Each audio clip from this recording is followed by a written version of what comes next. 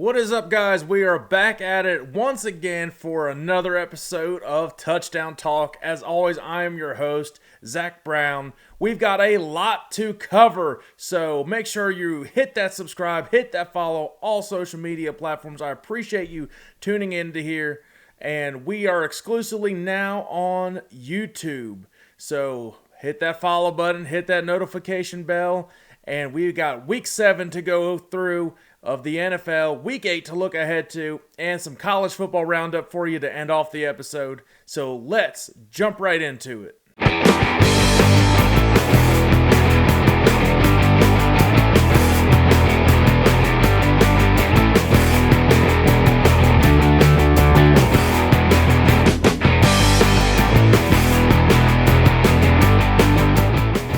As we always do, we're going to go over the NFL Week 7 slate. What crazy action we have had. We are already pretty much halfway through the NFL season. Can you believe that? Absolutely insane to think about. Time flies when you're having fun. A lot of controversy that's happened this week in the NFL, especially with the referees. And it's not just the NFL either. College football has had some questionable calls from the referees. Let's dive into some of the games. Obviously, you see what I'm wearing. You know what I'm all about. The Eagles got a big-time win over the Miami Dolphins. That's one we're going to touch on first because that is where a lot of controversy has happened, especially with Dolphins fans watching it. So, the Eagles 31, the Dolphins 17, and a Sunday night football primetime matchup. Biggest thing that's coming out of the game is that the refs pretty much cost the Dolphins the entire game. Yes, there were a lot of missed calls on both ends of the spectrum. The refs were not good. There were some holding calls that should have been called against the Eagles, and obviously pass interferences. That pass interference everybody's talking about with the face mask with James Bradbury.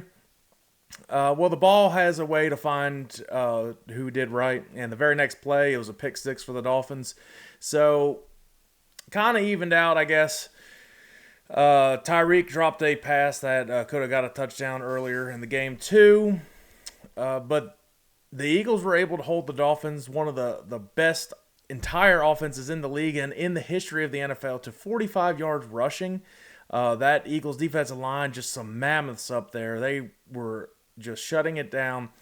Tyreek caused some issues earlier, but the Eagles kind of solidified their defense. Their back end stepped up. All their second, third, fourth, fifth strings stepped up in a big way. Darius Slay made a big play to make sure that the Dolphins did not tie up the game late in the game. And then the Eagles did what they did best. They used that brotherly shove, and they were able to execute it to perfection. I don't give a fuck who you are or whatever. I don't care if you're bitching and moaning about it. It's still a great football play. And if you ban it, they're going to find another way to make sure that they can figure out how to get something to work like that. Because it's a lot about Jason Kelce and Jalen Hurts making it work, using that strength. So if they ban just the pushing part, they'll find another way to get it done. But yeah, that's the big controversy was refs with the no calls and 10 penalties on the Dolphins, no penalties on the Eagles. As an Eagles fan, and I'm sure my fellow Eagles fans can attest to it, we're used to bad refereeing, and it doesn't always go the way for our way. So to see that was definitely unique, and hey, we're moving on. You can't really go back in it. But the Kelly Greens were nice. They were fire. I wish they would do that more than just twice a year, especially Sunday Night Football. Beautiful, beautiful, beautiful, beautiful uniforms. Awesome stuff to see. The whole stadium going in a throwback. That was awesome. Philadelphia is rowdy as they have ever been. Definitely a tough place to play when you're visiting. Let's move on, touch up some of the big name matchups throughout the week. The Browns and Colts, another controversy with the referees. Pass interferences should have probably been called towards the end. Should not have been called towards the end with uncatchable balls in the back of the end zone. Deshaun Watson leaves the game early. P.J. Walker finishes the game and is a back-and-forth battle between the Browns and Colts. The Browns were able to drive and get some touchy-feely penalties from the Colts. And the Colts uniforms, by the way, not a fan. The black helmets on the dark blue, I don't think it works. But the Colts showed a lot of fight. But to put up 38 points against that Browns defense is definitely impressive, especially what you saw the 49ers do. Browns get another big win, and they are tied with the division lead now in the AFC North. You got 3, 4, and 2 teams, and the 3 and 3 team. That's the only division that's 500 or above on all their teams. So definitely impressive stuff from them, and keep an eye on the Brownies.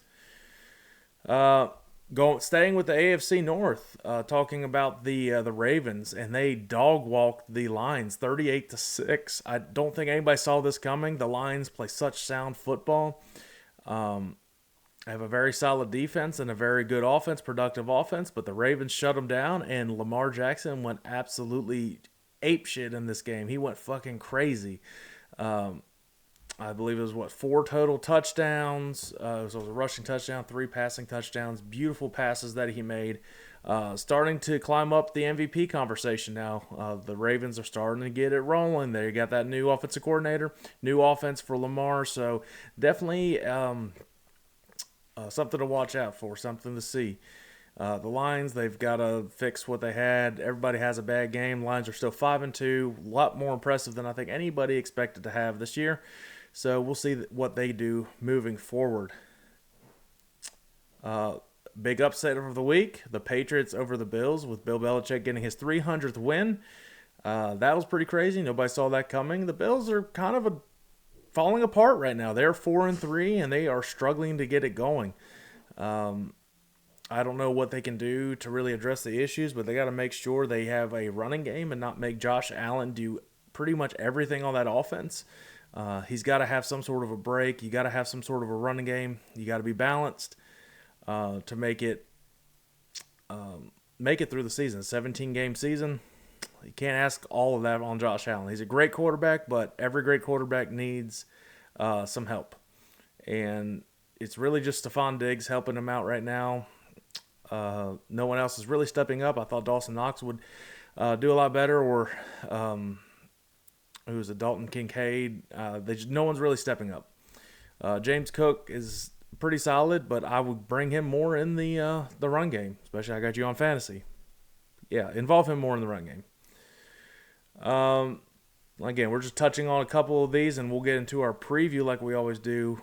Chiefs look to be the Chiefs again. Travis Kelce showing out for Taylor Swift once again, going absolutely crazy in that game, getting close to 200 yards and a score. Mahomes looking back like he's Mahomes and still owning the Chargers. Chargers are dumpster fire. I've been saying it. You need to get rid of Brandon Staley, or you're just going to be, at the very best, mediocre. Packers are continuing to slide. Looks like Matt LaFleur's time is up. I would not keep him as the coach. Aaron Rodgers clearly made him look better than what he actually was. He's not developing Jordan Love into the quarterback he needs to be. It's a young team, but it's still unacceptable, especially to lose to a really bad team like the Denver Broncos. And another, probably the biggest upset of the week, I would say. The 49ers lose to primetime Kirk Cousins 22-17. The Minnesota Vikings get a big-time win at home. They're keeping their division hopes alive and possibly their wild card hopes alive. A lot of chatter now that Kirk Cousins had a really good game. He's playing his very best. You might be able to trade and get something out of him, and you got very easy schedule coming up. And there might be some good compensation. That way you get into next year's draft and be able to build some pieces around possibly a new quarterback. I have no idea if that's going to happen. I've been saying Kirk's been on the chopping block. I don't see him getting a trade done. I don't think there's been a whole lot of chatter about a trade getting done. It's just more rumors and speculation and what people should do. I mean, you're going to cut him at the end of the year anyways. I say just see if you can make the playoffs this year. He's better than what you got, better than what's out there, and you're not even guaranteed to get a quarterback in next year's draft, a quarterback that would be a high-tier quarterback like Caleb Williams or Drake May.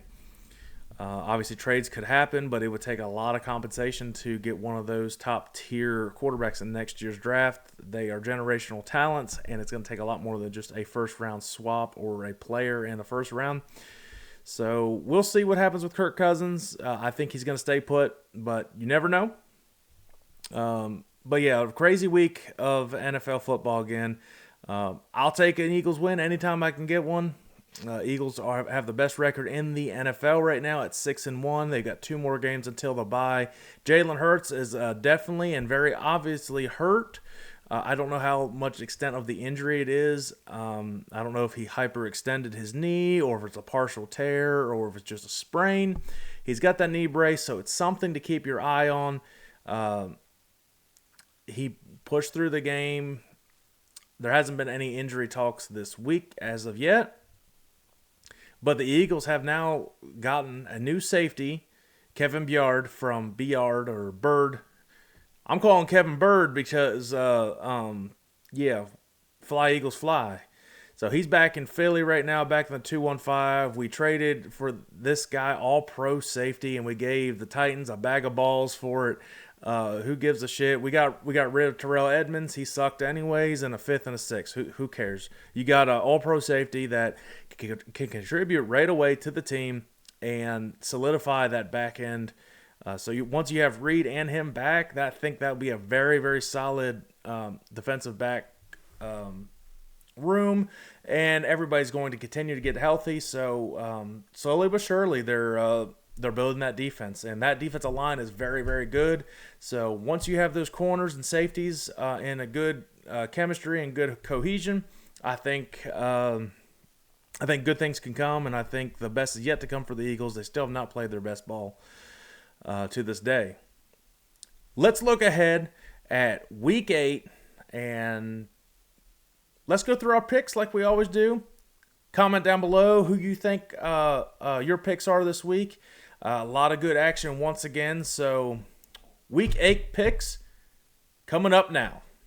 And it's presented by W Energy. Make sure you go to w.gg, use my promo code ZBHP, and get 10% off your order. It's right down there at the bottom for you. So as we're going through this, go check out this place. They got great energy supplements and great hydration supplements. All natural. Everything's from the coffee plant extract. Gets you going throughout the day. Great stuff. W Energy, be better. Let's go into our picks.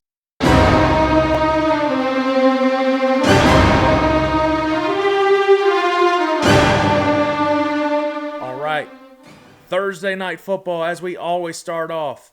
I would say before it was going to be a blowout, but I don't know anymore. You've got the Buccaneers traveling to Buffalo to take on the Bills. The Bills, after a catastrophic loss to the New England Patriots, and the Buccaneers on a slide as well. Both teams are 4-3 and are looking to bounce back. Actually, the Buccaneers might be 3-3.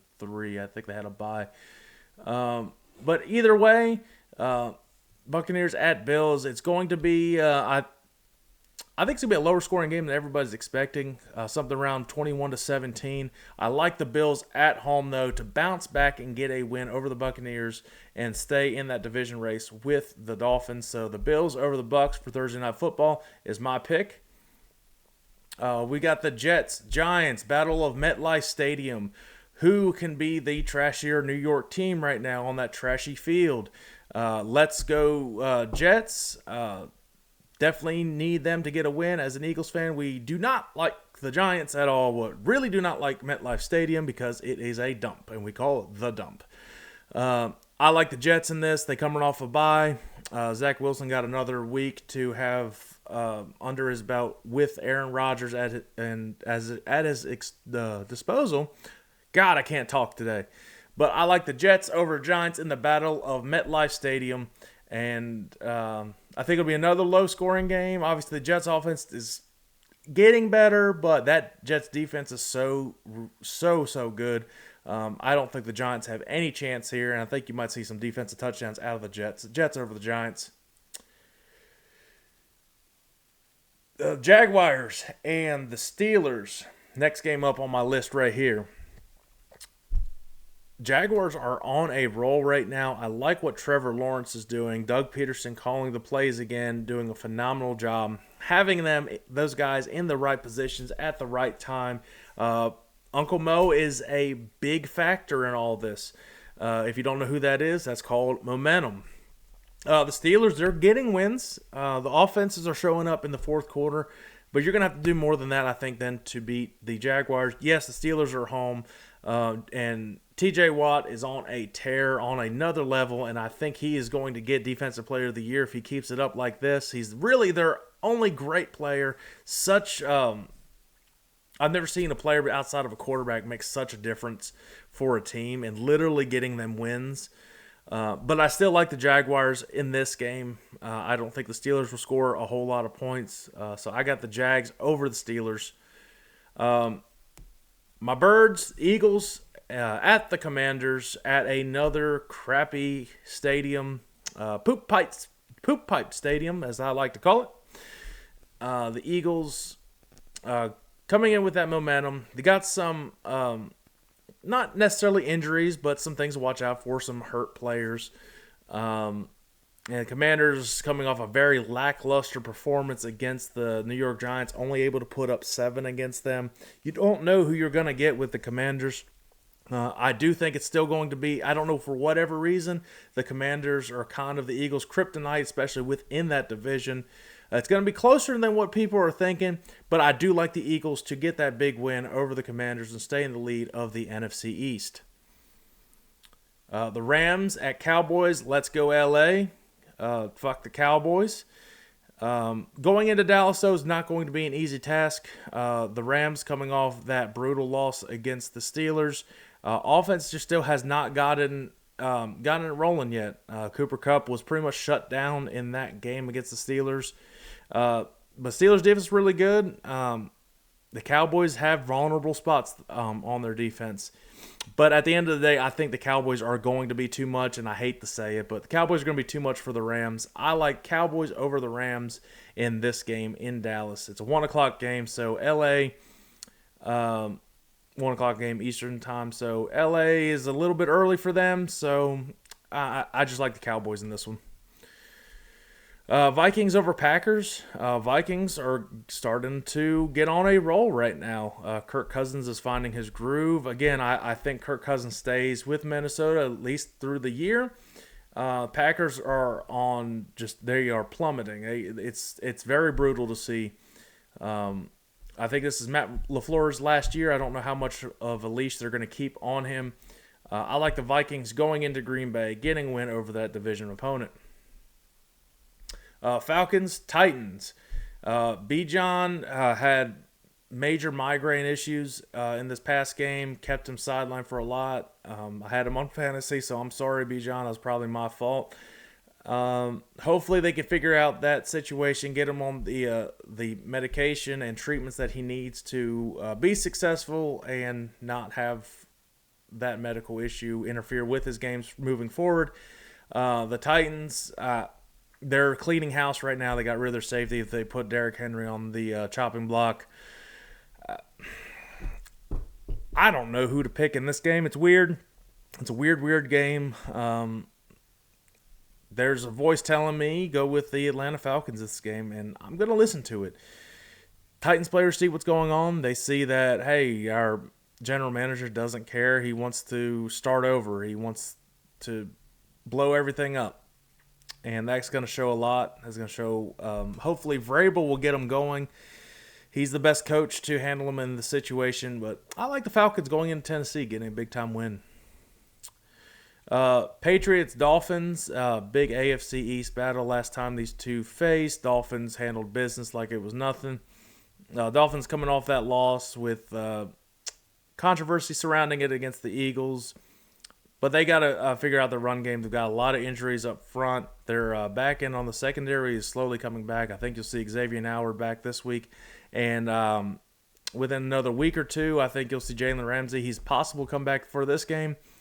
Dolphins are going to be too much, especially in South Beach. They're going to beat the Patriots. Not even an issue, not even going to be close.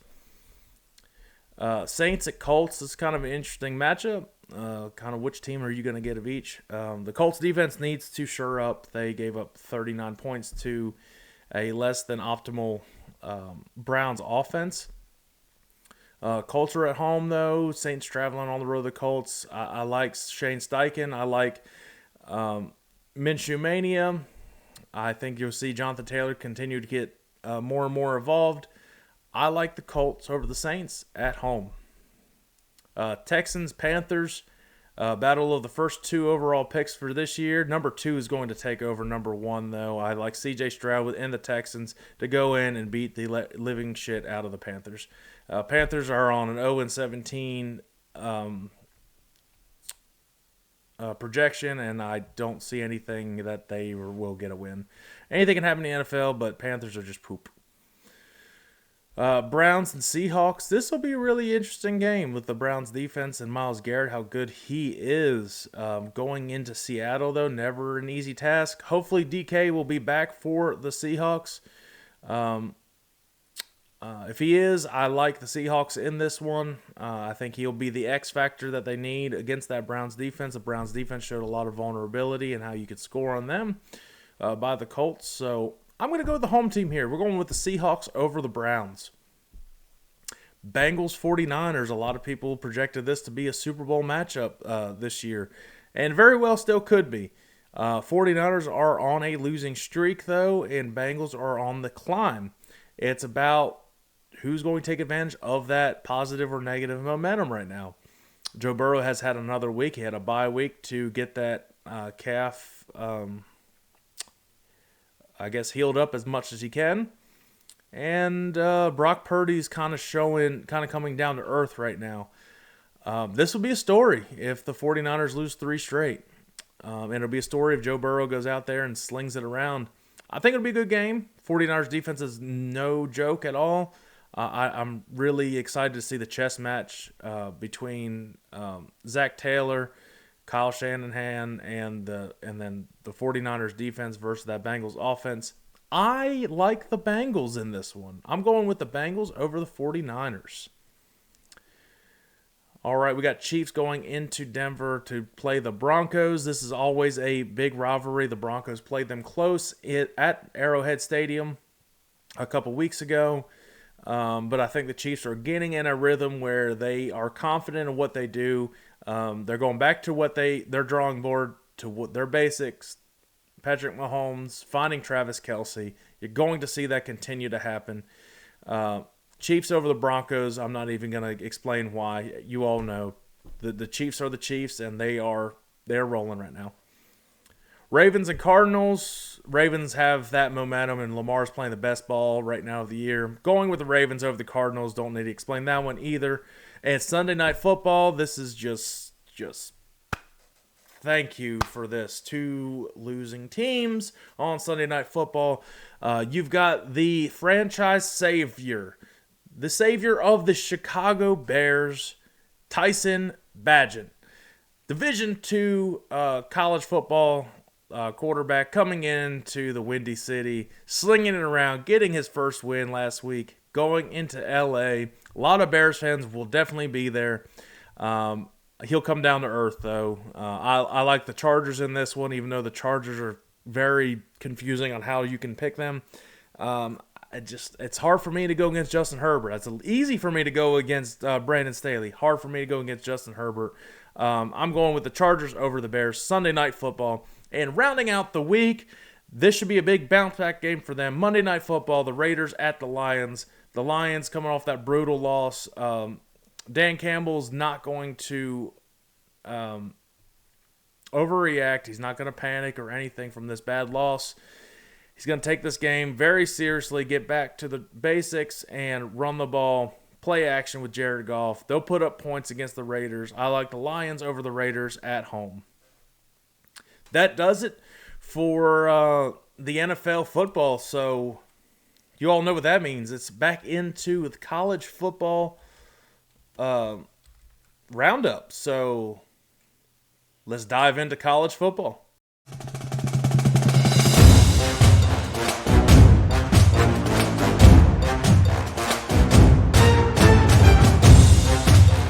So this past week, the big game that kicked off the day was Ohio State hosting Penn State.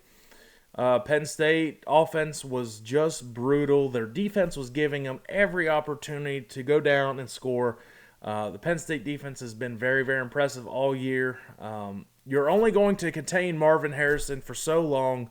That dude is just an anomaly, how much of a beast he is. He potentially could be better than his dad.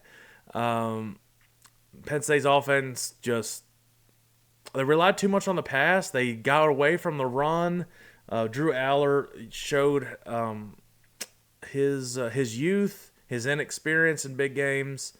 He was definitely confused and just couldn't make it happen. And I think that's a big testament to how bad that Nittany Lions coaching staff has been. He's a 5-star, best number 1 QB recruit in his class out of high school, and this is what he showed. Hopefully he can bounce back and just do what he is expected to do. Big loss for Penn State. Pretty much takes them out of the college football playoff conversation unless they make a huge run down the road, but I don't see them beating Michigan in a couple weeks.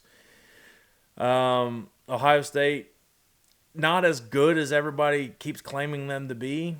They'll probably be in the college football playoff. It really comes down to how they play Michigan. If it's a close game, they'll probably put Ohio State and Michigan in the playoff together. We'll see. That's going to happen here in a few weeks. I am also very disappointed. The other team, I talk about all the time, is Appalachian State. App State has played to the level of their competition every week and has come back to bite them every single week. They had a chance to beat Old Dominion and just could not make it happen. Definitely a pass interference call that should have been called at the end. But once again, you can't put yourself in that position, rely on refs to win a game. App State, they're on a decline. I think this is Sean Clark's last year. I don't think you can keep him around any longer. I love that he's went to App and he believes in tradition. It's hard to stick with that small town tradition when you have the NIL and you have the transfer portal. It's not how you can build a program anymore. You look at Colorado, that you got to use that transfer portal. That's the only way you can compete against these big teams, big schools. So big disappointment with App State. I'll be there next week at the Marshall game. App, that's just out. I don't know what to say. It sucks because you had so much potential at the beginning of the year, especially how well they played UNC. But you see it time and time again, especially with Sean Clark coaching it. They'll play these big-time schools close, but they also play every other team close. So App is hosting Southern Miss this week. They should win. They'll probably play them close. Southern Miss will probably have a lead at some point. I'd like to say that App's going to get back to their running game and be able to just run down Southern Miss's throats. But I don't know. We'll see. But, I pick App and Penn State every week, so obviously I got App beating Southern Miss, and Penn State's going to Indiana. They should beat Indiana fine, so those are easy picks to make this week. But let's go over some of the bigger games other than the two teams I root for and I'm always disappointed in. You've got Alabama. Another controversy with refs. But what I'm saying, you can't rely on referees to win you games. It was bad, but Alabama won 34-20 over Tennessee. Tennessee had that big lead, and with the help of the refs, they ended up losing the lead, and Alabama took advantage of all that. Big upset that happened was number 10 UNC went down and they lost to Virginia. No one saw that coming. My picks have been very terrible this past week on all accounts. So that takes UNC's chances of a college football playoff berth out as they now drop to number 17. Duke and Florida State, that was an interesting game for a while. Duke was up big on Florida State, but Florida State's second half made big-time adjustments, didn't look back, took care of business.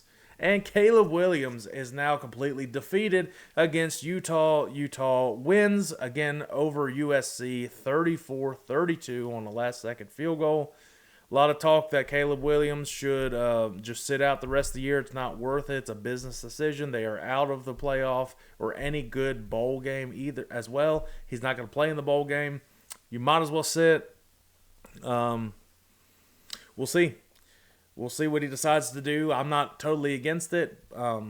I would understand it. He doesn't want to get hurt as projected number 1 overall pick. So this guy thinks he's going to get ownership of an NFL team. Bro, you can't even beat Utah. You ain't getting ownership of a damn NFL team. Sorry about it. And then this was a close game, closer than I thought it was going. Should have been. Arizona State barely loses to number 5 Washington. Washington squeaks by. You need these tests, though. You need to be battle tested. You need, after a very emotional game against Oregon, it's not a surprise. You see it time and time again. So having that win keeps them in the hunt for that college football playoff. So let's look ahead for a couple of the big games happening this week. I already talked about Penn State and App State coming up this week. So the big games, the biggest game of the week is Oregon-Utah. That's where College Game Day is. That is a 3:30 kickoff. And this is a big Pac-12 battle. Oregon traveling to Utah. Utah is climbing up the ranks. They just showed they can pretty much beat anybody after beating USC. They are USC's Achilles heel though, so take it with what you will.